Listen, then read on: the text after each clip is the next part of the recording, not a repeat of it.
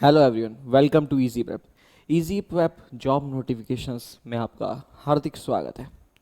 आज एक और नोटिफिकेशन लेकर आया है जो कि इंजीनियरिंग संकाय के स्टूडेंट्स से बहुत ही ज़्यादा मेल खाने वाली, यानी इंजीनियरिंग से रिलेटेड अलग अलग ब्रांचेस के स्टूडेंट्स के लिए एक बहुत ही बेहतरीन नोटिफिकेशन लेकर आया है एनएचपीसी लिमिटेड।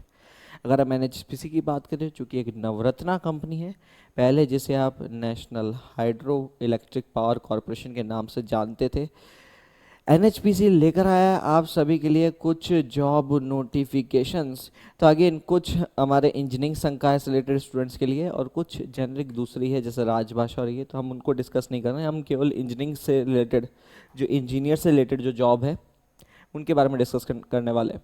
सबसे पहले आप देखते हैं जेई सिविल यानी जूनियर इंजीनियर सिविल की पोस्ट, जहाँ पर आपको आईडीए देखने को मिलता है बेसिकली 29,600 से लेकर 1,19,500। काफ़ी एक हेल्दी पैकेज आपको यहाँ पर देखने को मिलता है। जो रिक्वायरमेंट्स यहाँ पर मांगी गई है, full time 3 years regular diploma in civil engineering मांगा गया है किसी भी गवर्नमेंट या गवर्नमेंट रिकॉग्नाइज इंस्टीट्यूट से।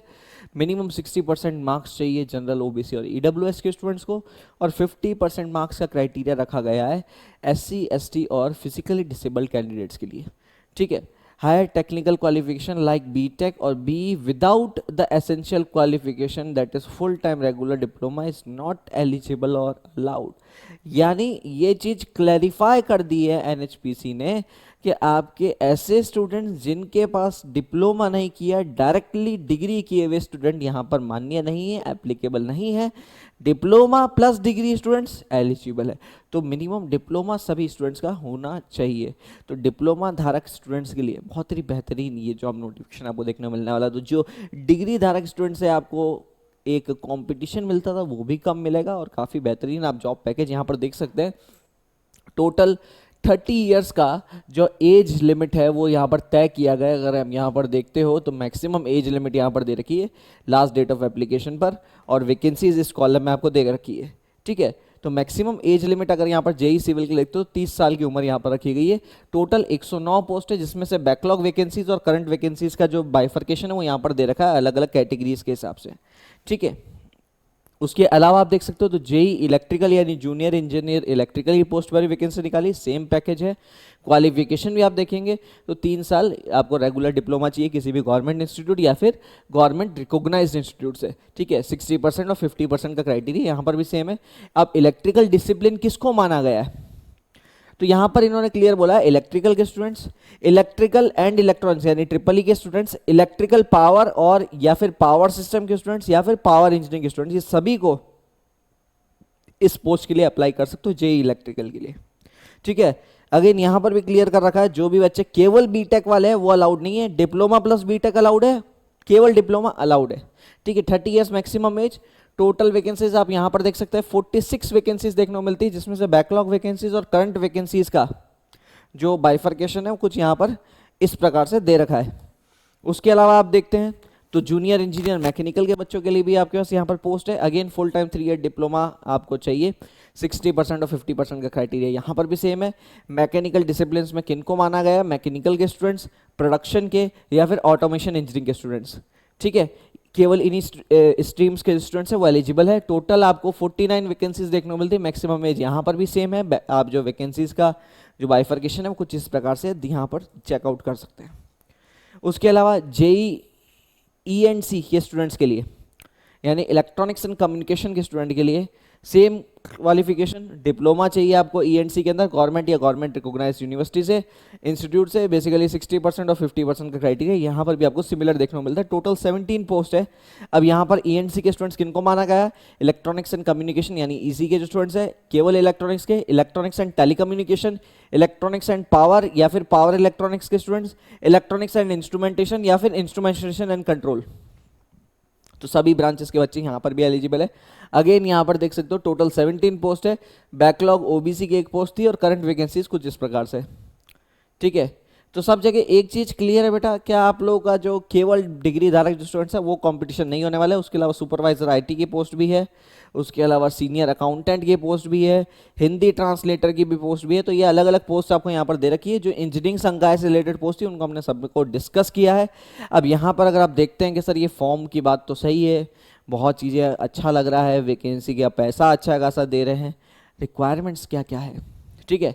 कंपेंसेशन पैकेज आप देख सकते हैं, देखो बेसिक पे के साथ साथ में आपको डीएनएस अलाउंस यानी DA, HRA, cafeteria allowance, performance related PRPs जो होते हैं, मेडिकल फैसिलिटी, एनएचपी के एम्प्लॉयज़ के लिए जो फैमिली इकोनॉमिक रिहेबिलिटेशन स्कीम होती है, सोशल सिक्योरिटी बेनिफिट्स जो मिलते हैं जिसमें पीएफ हो गया, पेंशन हो गया, ग्रेचुइटी हो गया, कंपनी रूल्स के लाभ साहब सब मिलेगा आपको। प्रोबेशन पीरियड जो है यहाँ पर तय किया गया है मिनिमम 1 साल का, ठीक है। उसके अलावा प्लेसमेंट की बात करें तो एनएचपीसी के जितने भी प्रोजेक्ट्स चल रहे हैं, पावर स्टेशन है, ऑफिसेज है, जॉइंट वेंचर्स है, सब्सिडरी कंपनीज है, उन सभी में पूरे इंडिया या अब्रॉड आपको कहीं पर भी प्लेस किया जा सकता है। एप्लीकेशन फीस की बात करें तो टोटल 600 रुपीज़ प्लस टैक्सेस ये फीस रखेगी, रफली 708 रुपये के आसपास ये हो जाएगी, जो कि ईडब्ल्यूएस, जनरल और ओबीसी की कैटेगरी के स्टूडेंट्स को बेसिकली देना पड़ेगा। जो भी students SC, ST, physically disabled, ex serviceman या फीमेल कैंडिडेट्स हैं, उनके लिए रजिस्ट्रेशन फीस है उन्हें एग्जेम्प्ट किया गया है, ठीक है। अगेन विजिट आपको फॉर्म कैसे फिल आउट करना है, एनएचपीसी की जो ऑफिशियल वेबसाइट है दैट इज nhpcindia.com, उस पर जाकर आप करियर सेक्शन में जाके ये फॉर्म दे सकते हैं। वहाँ आपको डिटेल्ड इंस्ट्रक्शन है, उनको रीड करके प्रॉपर तरीके से आप ये फॉर्म फिल आउट कर सकते हैं।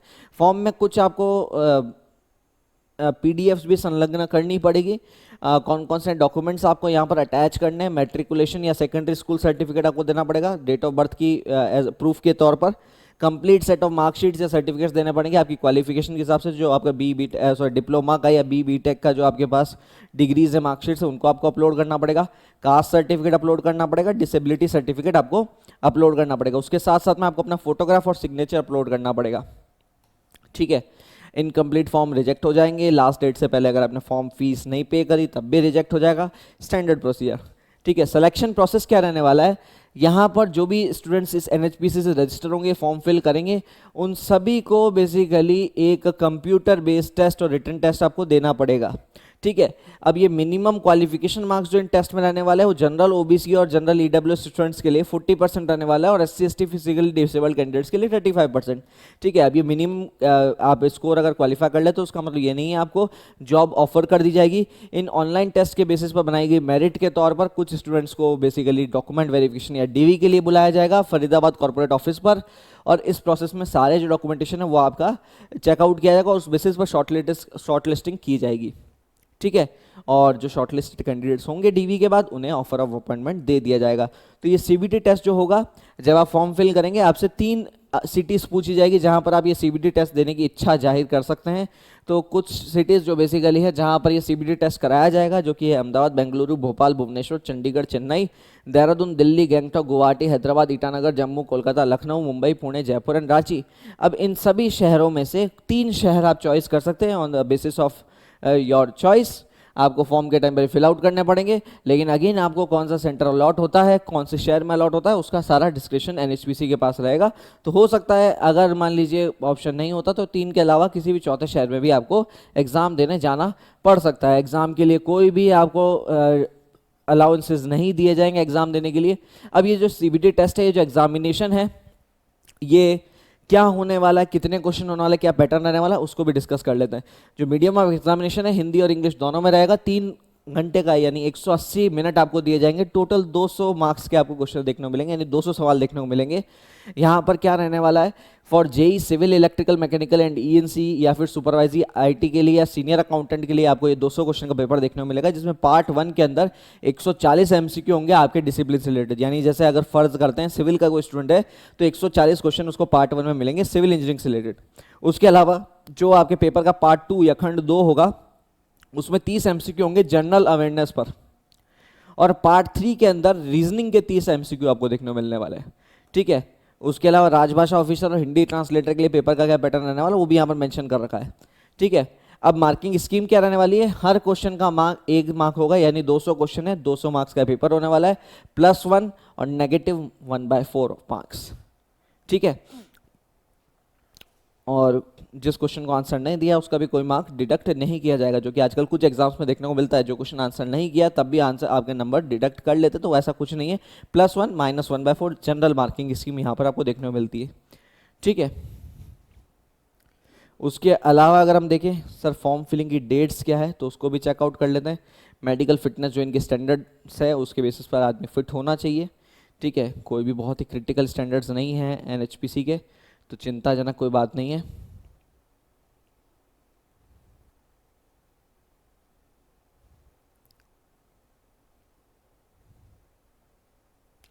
फॉर्म जो है केवल और केवल ऑनलाइन माध्यम से भरा जाएगा। तो कोई भी अगर आपको कहता है कि ऑफलाइन माध्यम से हम आपका सिलेक्शन करवा देंगे या फिर पेपर करवा देंगे, आपको फॉर्म सबमिट करा देंगे, तो ऐसा कुछ भी अलाउ नहीं किया गया है। ठीक है, कुछ इंपॉर्टेंट डेट्स जो आपको ध्यान रखनी है, ऑनलाइन पोर्टल के ओपन होने की जो डेट है, फॉर्म फिलिंग की स्टार्टिंग डेट बेसिकली 2/9/2025 सुबह 10 बजे से ये फॉर्म चालू हो जाएगा। लास्ट डेट जो है इस फॉर्म की वो रखी गई है 1/10/2025 शाम 5 बजे तक।